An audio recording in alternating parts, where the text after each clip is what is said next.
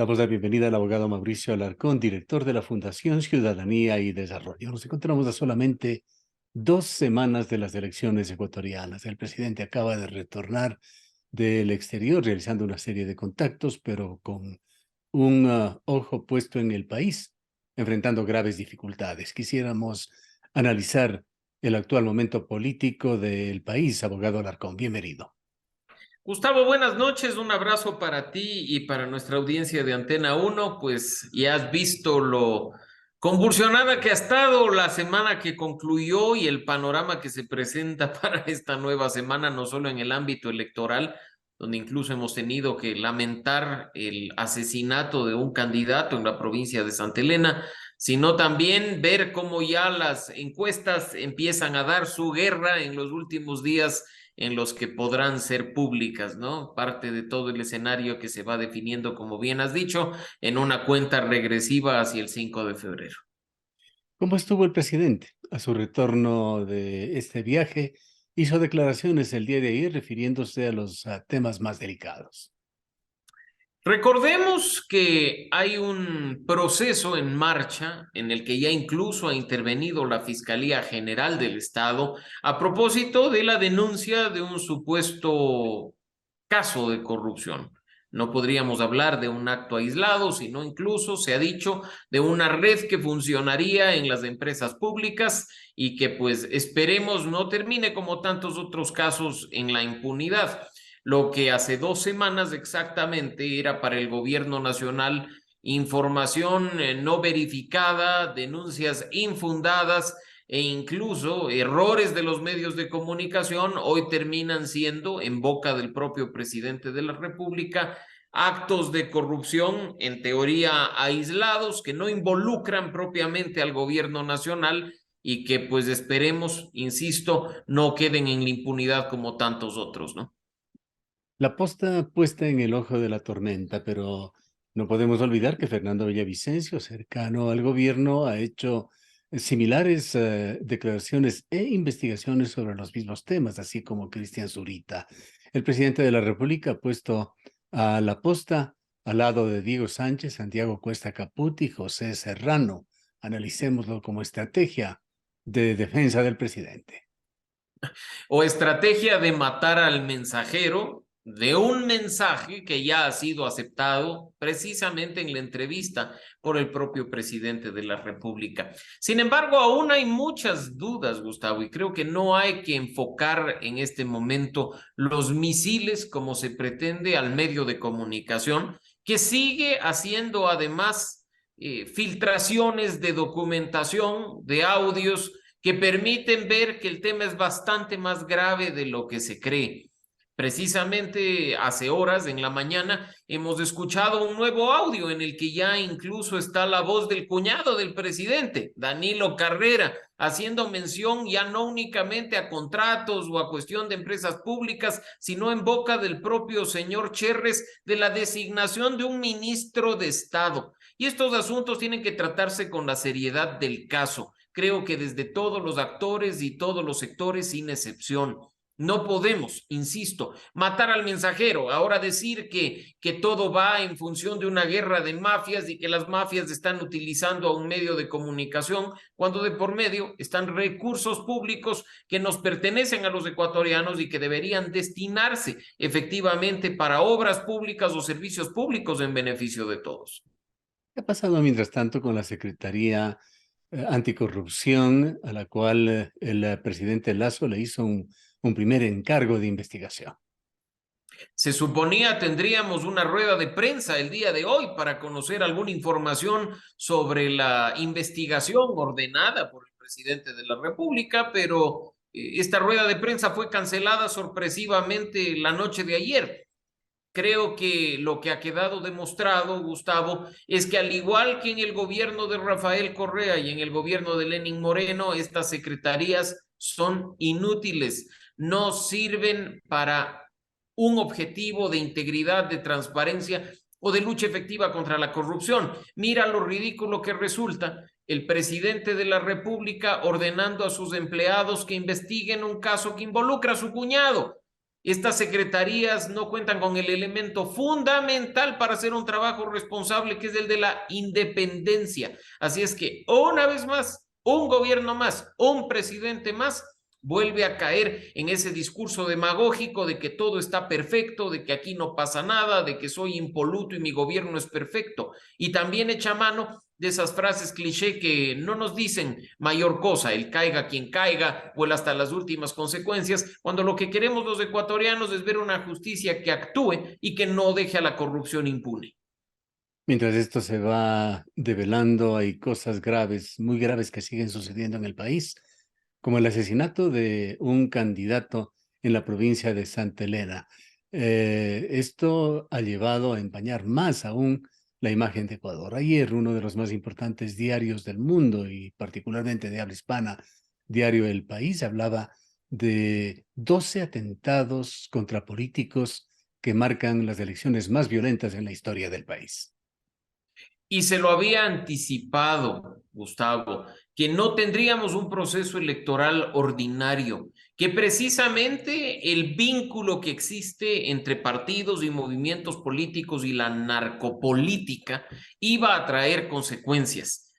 Esto además deja una secuela lamentable en el sentido de que en algunas poblaciones del país ya sabemos cómo deberían responder los candidatos para preservar su vida, a vista y paciencia de las autoridades que poco o nada hacen al respecto. Tú te has referido incluso al tema específico de lo que significa sicariato o atentados contra candidatos. No es el único hecho, como bien lo has dicho, el sucedido el día de ayer. Pero incluso hace pocas horas hemos conocido que en la cárcel de Esmeraldas se han encontrado personas sin vida. Nuevamente problemas en el sistema de rehabilitación social, algo que se sigue arrastrando y que no encuentra una solución de manera efectiva, a pesar incluso de los esfuerzos de cooperación internacional, particularmente desde la Unión Europea, que se han puesto a disposición y servicio del gobierno.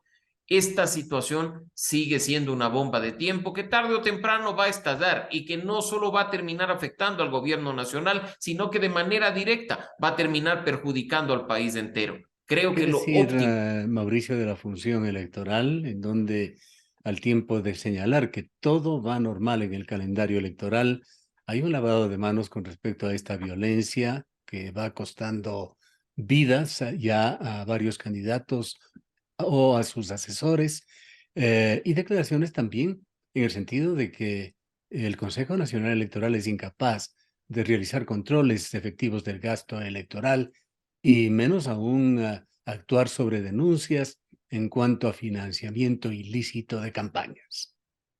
El Consejo Nacional Electoral, Gustavo, y precisamente en línea con lo que mencionas un momento, tiene atribuciones y competencias específicas. Nadie le está pidiendo que actúe como fiscalía. Nadie le está pidiendo que persiga de manera directa el presunto cometimiento de delitos, pero en su rol de vigilancia y de control a las cuentas de campaña, en su rol de ente rector del proceso electoral, se espera que haya una acción coordinada con las instituciones respectivas a fin de que este tema no se salga de las manos. Mira, en el financiamiento de campaña, el Consejo Nacional Electoral tiene que revisar los informes quincenales que las candidaturas, los partidos y movimientos políticos tienen que presentar. En la práctica, esa información, una vez revisada, en caso de que haya alguna sospecha, debe terminar en la fiscalía y la fiscalía es quien tiene que actuar, pero de manera coordinada con la autoridad electoral. Y claro, nadie le está pidiendo, como tú has mencionado, al Consejo Nacional Electoral que investigue y que persiga a quienes pueden haber llevado a cabo la acción concreta de un sicariato en contra de un candidato, pero el mensaje político de condena, de entrega de información, de facilitar el trabajo de las otras instituciones es vital en un momento en que, como digo, esto puede salirse de las manos. Mientras tanto, hay candidatos a este polémico Consejo de Participación Ciudadana y Control Social que realizan también gastos más allá de lo que permite la ley, con sus propios recursos, propios entre comillas, y el auspicio abierto de partidos políticos. Y nuevamente, la autoridad electoral, la función electoral, no hace o no puede hacer nada. Ese es un tema preocupante, porque la norma es clara respecto al rol que tiene que cumplir en este caso específico el Consejo Nacional Electoral. Mira que tener un mismo mensaje anclado a una organización política en los videos promocionales que se pagan con recursos de los ecuatorianos no debería ser ejecutado bajo vista y paciencia de las autoridades electorales. El tema del gasto que tú ya has mencionado, mucho menos. Hay una obligación respecto de estas candidaturas y no puede quizá la autoridad electoral o los partidos y movimientos políticos decir que esto pase nomás sin ningún control porque producto del referendo podría cambiar la forma en que se elija el Consejo de Participación. Si lo que tenemos o a donde debemos apuntar los ecuatorianos es a tener una institución independiente. Incluso tú has visto, Gustavo, en redes sociales, 7 candidatos claramente identificados con una organización política. No se trata de si llevan o no la misma camisa o el mismo color de vestimenta. Se trata de que tienen una marca política encima. Cuando hay prohibiciones expresas en cuanto a los temas electorales respecto a la pertenencia de los candidatos pasando. ¿Por qué la falta de control? Creo que es una pregunta que en lugar de hacérnosla nosotros demanda una respuesta concreta, contundente de quienes están a cargo del proceso electoral. Con esta situación, cuando estamos a solamente 2 semanas de las elecciones, ¿cómo todo lo que se está dando podrá influir en el referéndum? Esa consulta popular que se ha dicho también no va a dejar de ser una encuesta de aceptación o no del actual gobierno. Sin duda, los hechos recientes van a afectar el proceso de consulta ciudadana que lleva adelante el gobierno nacional. Quizá el impacto no sea tan grande como algunos grupos esperarían, quizá para asegurar la victoria del no, cuando varios encuestas de estudios de opinión señalan que es probable que el sí gane de una manera bastante holgada.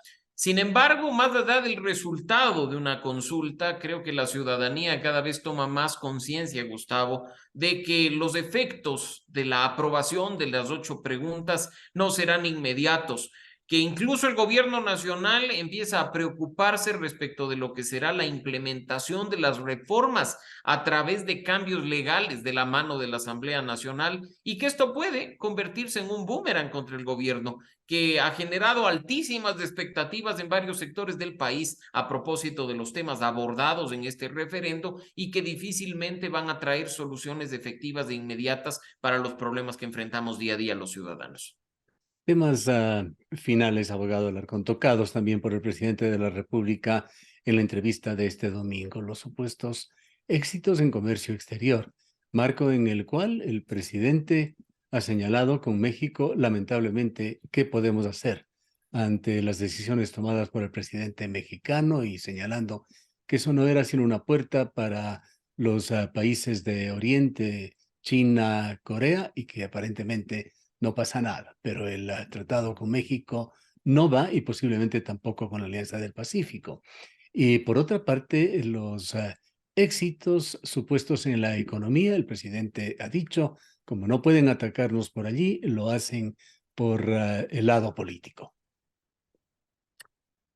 Sin duda hay cuestiones positivas en este gobierno. El manejo de la política exterior, el manejo del comercio exterior forman parte de esas cuestiones de acierto o de aspectos positivos.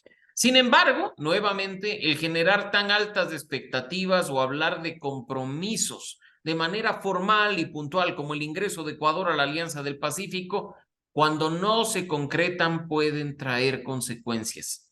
Mira que bueno estuvo decir que hasta finales de 2021 ingresábamos a la Alianza del Pacífico, después se dijo que durante 2022 iba a ser el tema y ahora pues nos enteramos de esta cuestión negativa que afectaría definitivamente un mercado internacional clave al que el país quería acceder con mejores condiciones.